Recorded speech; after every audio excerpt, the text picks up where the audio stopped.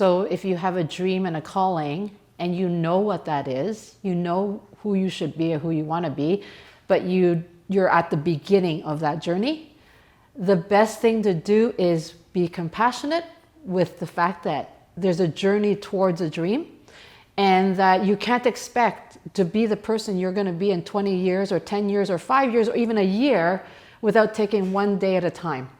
So managing our own expectations and being kind to ourselves and saying, you know what, it's okay to not know, it's okay to learn, and not be hard on ourselves when we're falling on our face, because you know what, it takes 1,000 failures to get to the right thing. It takes 2,000 failures, it may take you 10.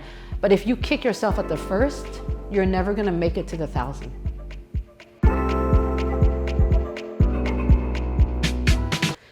Why are people unfulfilled in their jobs? You know, that's one of the biggest problems right now that I'm hearing from everyone.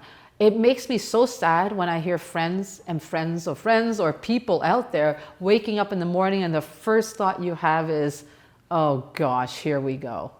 Let's just get through the day. And can you imagine, you're starting with that first thought. I'm going to tell you one thing, your day's not going to be that much better than yesterday. So what you're doing is you're surviving.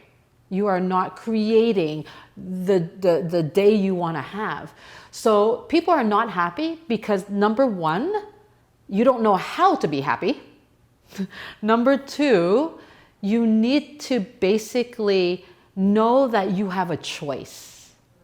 And the moment that you wake up in the day surviving, it's not a way, you're not living.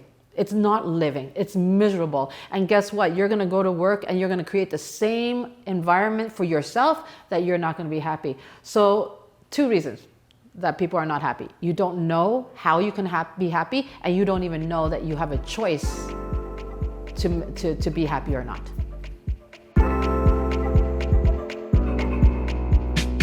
If you know you are miserable and you want more out of life, all you have to do is start with the first thing is to say, I want more.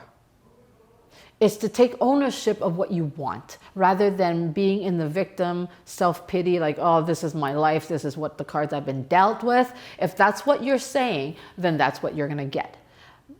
But you know what you're going to get if you keep saying it because you've been getting the same thing for a long time. Switch it up. Start saying, I want more. So bring it on. Show me what more there is.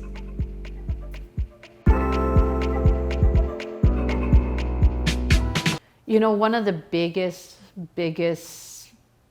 issues we face and challenges we face in life is losing sense of what we're passionate about, right? What happens is reality hits us, and next thing you know, we don't even know what we like because we can barely get up in the morning with a smile.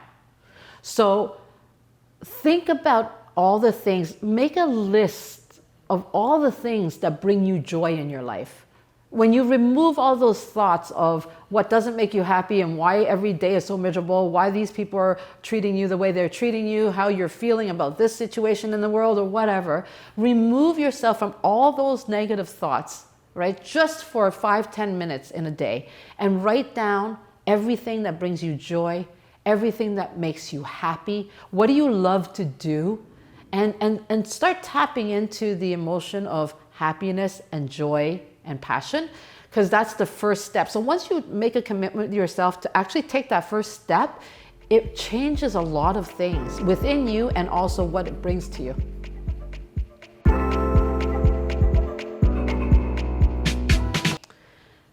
Now, how do you set boundaries in a workplace? And that's a really important thing to learn in life. Never mind workplace, boundaries as a whole.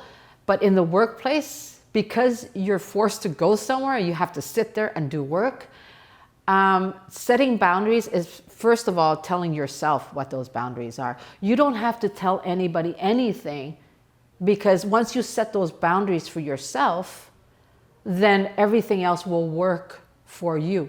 So let's say, for example, everybody around you is just spending the entire day bitching, and not let it affect me emotionally. The moment something affects you emotionally and you get drawn into the story, then you have just allowed yourself to get sucked into the story outside and get out of the boundaries if you even had any.